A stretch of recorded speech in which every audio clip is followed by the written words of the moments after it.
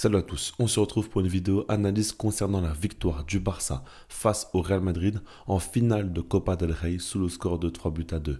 Oui, je vais essayer de m'y coller.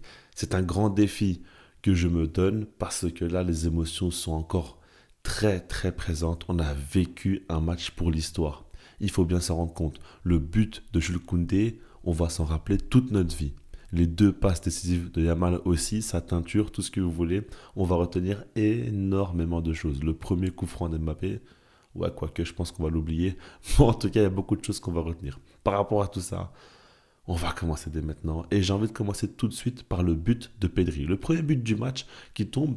Et ce qui est intéressant, c'est qu'on va retenir la frappe de Pedri. Mais personnellement, ce que je vais retenir, surtout, c'est que Pedri est au départ et à la fin de l'action. Regardez ici, c'est lui qui donne le ballon. Déjà, magnifique pour Lamine Yamal, c'est une transversale de très loin. Il donne cette passe ici pour Lamine Yamal et il va être isolé en un contre un. À ce moment-là, Lamine Yamal va fixer son opposant et va avancer. On voit bien qu'il a un ascendant psychologique sur la défense du Real Madrid parce que ici, ce n'est pas normal que Lamine Yamal entre dans la surface de réparation du Real Madrid sans se faire tacler ou sans qu'il y ait une pression mise sur lui. Il est très tranquille, il feinte et puis il avance tranquillement et il donne un ballon délicieux pour Pedri entre les lignes. Mais après, là, quand tu vois la passivité défensive du Real, c'est choquant. Dans la surface, mais même aux abords de la surface, il n'y a personne pour essayer de gêner, ne serait-ce que Pedri à ce moment-là. Et donc, il va armer sa frappe magnifique.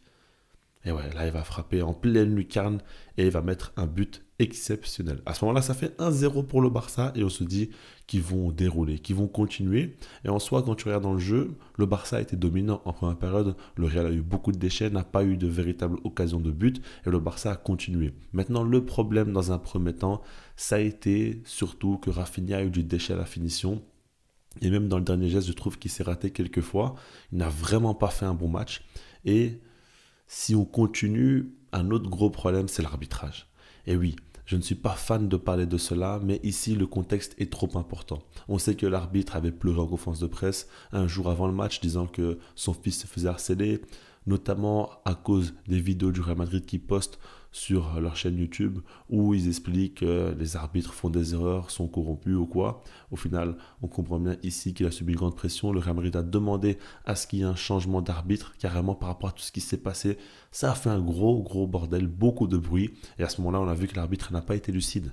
Parce que beaucoup de fois, il aurait dû sanctionner les joueurs du Real Madrid, mais il ne l'a pas fait. On a senti qu'il avait peur, c'est aussi simple que ça, parce que regardez ici, Tchouaméni devait prendre un carton rouge sur un tacle monumental réalisé sur Dani Olmo. Et on a vu d'autres situations. On a vu évidemment à un moment donné où le Barça aurait pu avoir un penalty suite à un tacle d'Asensio. Alors, ok, certains diront qu'il ne rentre pas dedans, il ne touche pas. Il a quand même sa main sur le dos et il empêche Rafinha de frapper. Donc là, c'est faute. On a vu aussi une main de Federico Valverde. On a vu plein de situations, même un croche-pied aussi de Rudiger. On a vu plein de situations qui n'ont pas été sifflées. Pas de carton rouge donné, pas de penalty donné pour le Barça, malgré tout ce qui s'est passé. Waouh, ça a été choquant. Et ce qu'il faut se dire ici, c'est que, ok, le Real a eu des temps forts, etc. Mais ce qu'il faut surtout retenir, c'est que le Barça aurait pu tuer le match si l'arbitrage était normal. Et je sais que les supporters neutres vont pas trop se mouiller. Ceux du Barça vont dire qu'allez, c'est pas grave, c'est la victoire, on va pas trop en parler. Non. Pour moi, c'est important qu'on en parle. Ce qui s'est passé, ça a été dramatique. Et heureusement que le Barça a gagné. Parce que si ça n'avait pas été le cas, honnêtement, ça aurait été une honte. Et pourtant, c'est qui en fin de match qui pète les plombs? C'est les joueurs du Real Madrid, dont notamment Rudiger.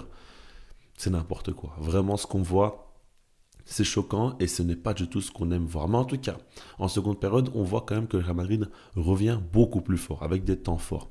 Et d'un côté, j'ai envie de dire que le Real Madrid est bien mieux revenu avec de meilleures intentions, mais que le Barça aussi n'a pas eu cette mentalité où ils ont voulu rapidement tuer le match et se dire que le deuxième but doit arriver, il fallait jouer un football offensif. Non, on a vu l'équipe du Barça assez hésitante et peut-être que la pression de l'événement a pris un petit peu le pas à certains moments dans ce match-là.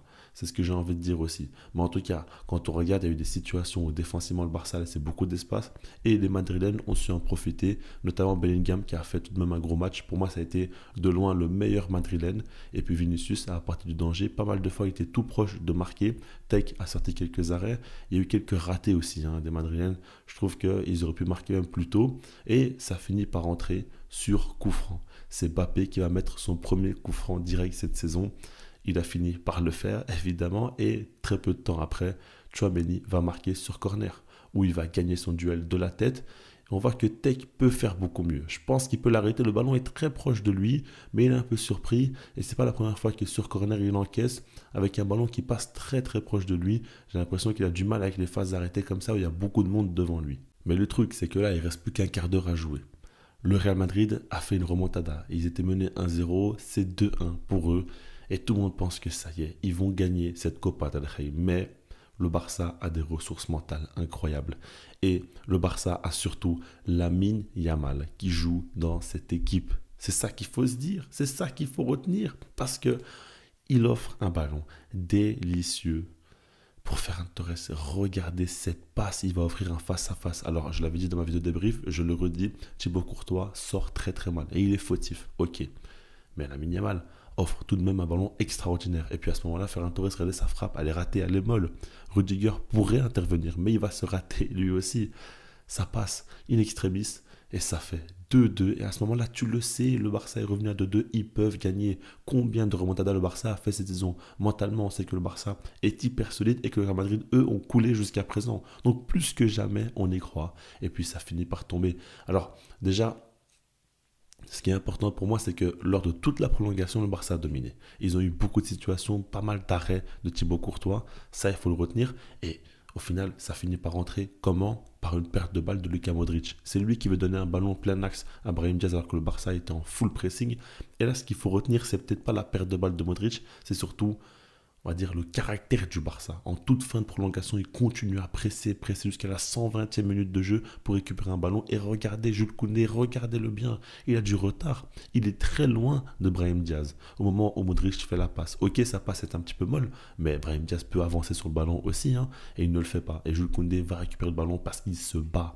C'est le joueur en Europe qui a joué le plus de minutes cette saison. Et pourtant, en toute fin de prolongation, il va faire un pressing, aller jusqu'au bout, armer une frappe aux abords de la surface et marquer un but qui rentrera dans l'histoire du FC Barcelone et dans sa propre histoire aussi. C'est incroyable ce qui s'est passé à ce moment-là et l'image est extrêmement forte. À ce moment-là, on est en toute fin de prolongation et Koundé a mis le but du 3-2, donc il fallait plus que tenir et le Barça l'a fait. Maintenant, ce que j'aimerais retenir ici aussi, c'est les entrants. Il faut en parler quand même parce que Araujo est entré et a été très très bon. On a vu qu'il y a eu un changement avec Inigo Martinez qui a été mis en tant que latéral gauche.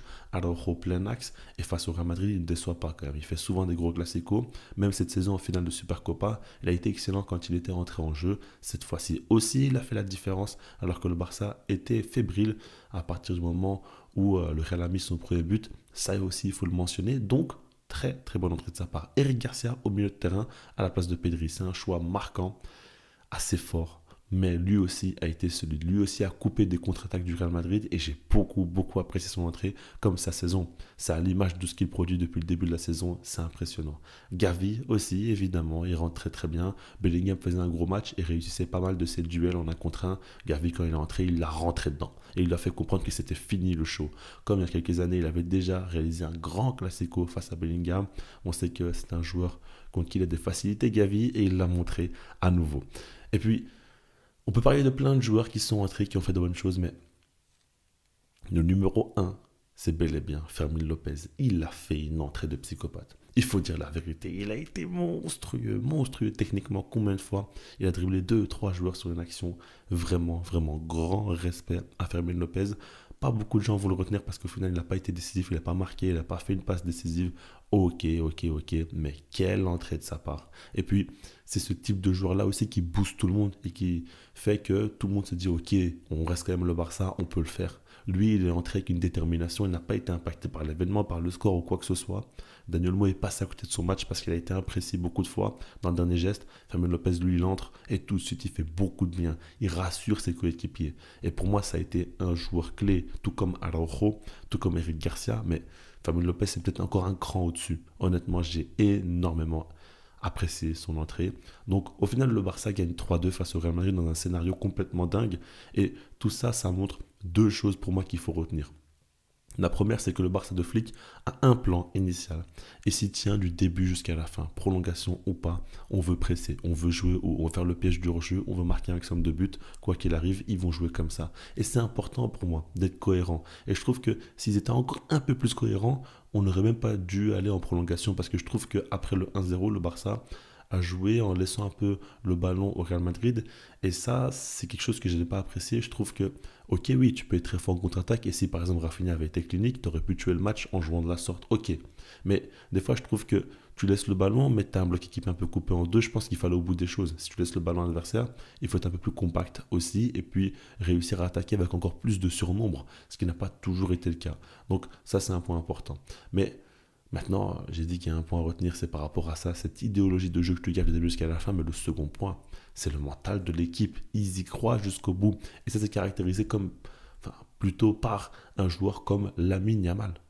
Il n'a rien lâché du début jusqu'à la fin. Il a des ressources extraordinaires. Et on voit que malgré que le Barça soit mené au score, lui, quand il a une opportunité pour donner un ballon dingue, il le fait tout de suite. Tout de suite, tout de suite, tout de suite. Quelle qualité de passe, quelle vision de jeu. Deux passes décisives dans ce Classico, encore une fois.